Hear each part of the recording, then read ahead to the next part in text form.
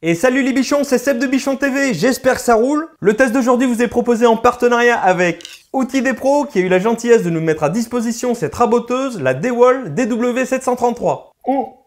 Et comme d'habitude, retrouvez tous les tests et contenus sur www.lesbichons.com.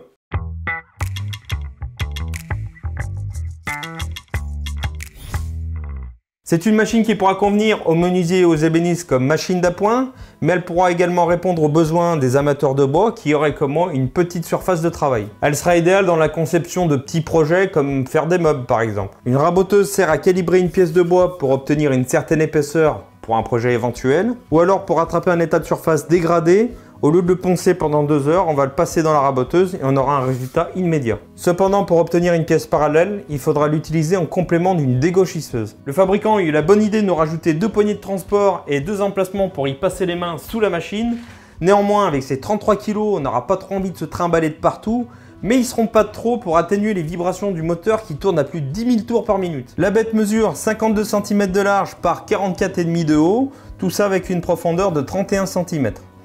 Et l'ensemble, une fois déplié, j'arrive à un total de 84 cm. Ces rallonges au préalable, il faudra que je les règle pour avoir une surface de travail plane. Pour cela, je vais me servir de la clé plate fournie, je vais relever un plateau, je vais desserrer les écrous, ajuster les hauteurs de vis et resserrer les écrous.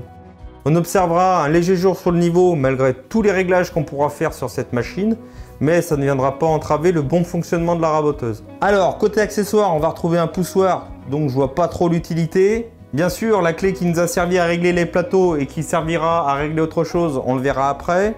Des clés hexagonales pour démonter les fers et pouvoir les remplacer ou les réaffûter. Un guide pour pouvoir réajuster les fers sur la machine. Un capot anti-poussière et son adaptateur. Et de mon avis, j'aurais préféré à la place d'avoir un poussoir, avoir un sac qui va au bout de mon capot anti-poussière. Alors curieusement, j'ai des emplacements pour la clé plate et une des 2 clés hexagonales. Par contre, pour le reste, j'ai aucun emplacement. Alors si, je pourrais remettre mon capot d'aspiration et refermer les 2 plateaux. Mais en ce qui concerne le reste, j'ai aucun emplacement. Alors vous me direz, oui, ici, je peux le remettre comme ça sur le plateau, il y a de la place. Mais c'est pas vraiment un emplacement. Si je me mets à transporter la machine ou je ne sais quoi, et qu'une des 2 pièces, elle vient de glisser dans mon mécanisme et que j'oublie, bon, je vais peut-être un peu loin dans mon scénario, mais ça pourra arriver. Et par contre, on a des emplacements pour des autres accessoires, mais je pense que c'est pas pour notre pays. Pour monter et descendre la machine, j'ai ici une manivelle que je peux remonter et redescendre pour le transport. Et à chaque fois que je vais faire un tour dans un sens ou dans l'autre, ça va monter ou descendre ma machine de 1,5 mm. L'indicateur ici tourne indépendant de la manivelle. Alors ça sert à quoi? Alors je vais vous donner un exemple. Si je viens de passer ma pièce au rabot et que je m'aperçois qu'elle fait 81,5 mm et je veux qu'elle fasse 80, là sans bouger ma manivelle, je vais venir mettre le 0 en face de la flèche et je vais venir faire un tour avec ma manivelle pour arriver sur le 1,5 et là je sais que je serai à 80 mm. Alors je voulais rebondir sur l'aspect qualitatif de la machine.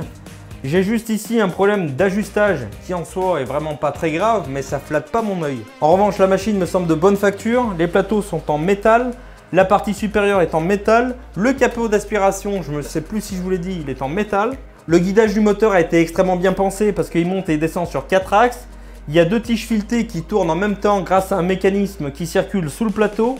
Et en plus de ça, on a un mécanisme de verrouillage que quand on va venir descendre cette pièce, on ne pourra plus bouger le rabot, ni monter ni descendre. Ça va être extrêmement bien, ça veut dire que quand on va passer la pièce, le rabot va pas se dérégler. Pendant qu'on est sur la face avant, on retrouve ici la graduation pour connaître la hauteur entre le plateau et les fers de la machine. Ici, on a une autre graduation qui va nous permettre de connaître combien de millimètres on va raboter une fois qu'on aura glissé sa pièce sous la flèche.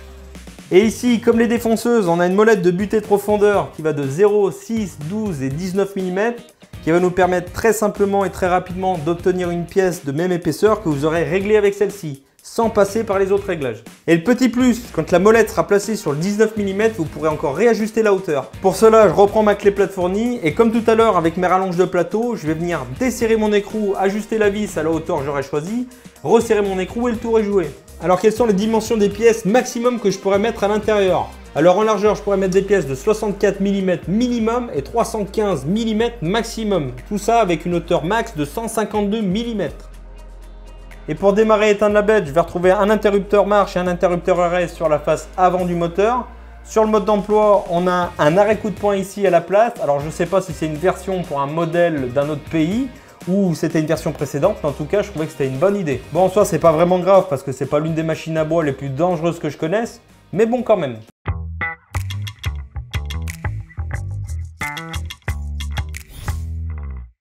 Je voulais tester cette raboteuse à l'extérieur, mais vu le vent qu'il fait aujourd'hui, on va rester à l'intérieur. Tant pis pour les copeaux, je ramasserai, c'est pas grave. On va commencer à la tester avec une pièce de sapin qui mesure 95 mm par 38 mm d'épaisseur. Donc je vais regarder si ma graduation est nickel. Elle devrait l'être parce que je l'ai réglé avant. Alors je devrais avoir 38 mm. J'ai parfaitement 38 mm. Donc là j'ai bien réglé ma graduation. Alors avec cette machine on pourra raboter jusqu'à 2 mm par passe. Mais moi honnêtement je préfère faire plus de passes pour arriver au même résultat et pas faire forcer la machine. Ce que je vais faire, je vais raboter, allez 0,5 pour commencer, on va voir ce que ça donne tout de suite. Donc là je l'ai réglé sur 0,5, je vais la verrouiller pour pas qu'elle bouge pendant que je travaille avec. C'est chose faite. Voilà, on va quand même retirer la pièce pour démarrer. Et c'est parti.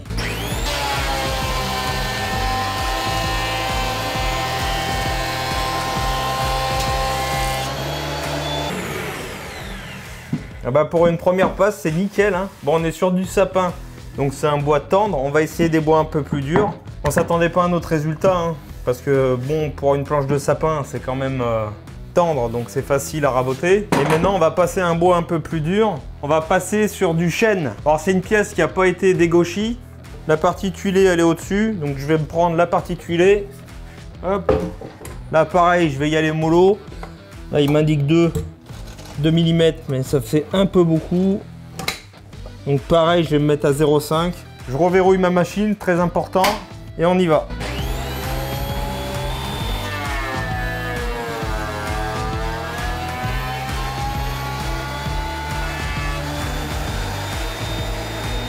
Donc là, c'est impeccable.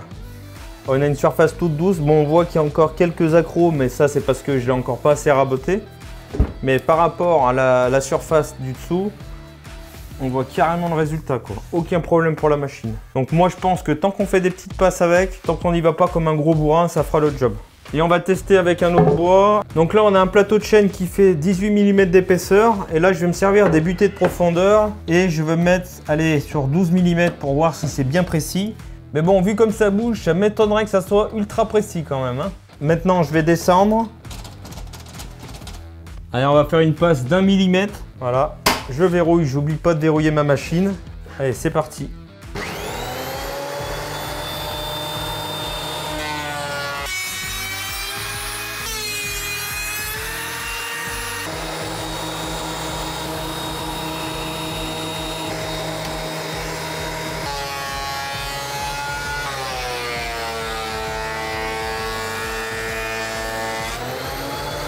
Bon, on va voir l'épaisseur qu'elle fait maintenant.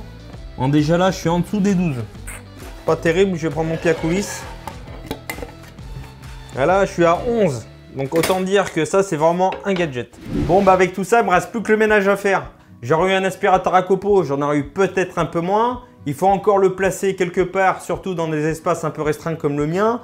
Et il n'empêche qu'avec les meilleurs aspirateurs à copeaux, il reste quand même un petit peu de copeaux partout. Bref, je la trouve cossue, assez bien conçue, avec un bon rapport qualité-prix. Elle est sortie il y a quelques années, donc les prix ont un petit peu baissé. J'ai pas eu besoin de la fixer à mon plateau pour l'empêcher de bouger dans tous les sens. Elle est restée stable. Il y a certes quelques défauts, comme toutes les machines, qui seront vite oubliés par tous les petits réglages astucieux et malins. Si vous cherchez une raboteuse mobile pour un usage ponctuel, je ne saurais que trop vous la conseiller. J'ai trouvé pour vous une petite vidéo qui vous montre quand même qu'elle en a dans le ventre. Bon, il ne faudra pas être trop gourmand sur l'épaisseur de passe et il ne faudra quand même pas se taper 30 poutres de série parce que je pense qu'elle risque d'être fatiguée à la sortie, mais quand même.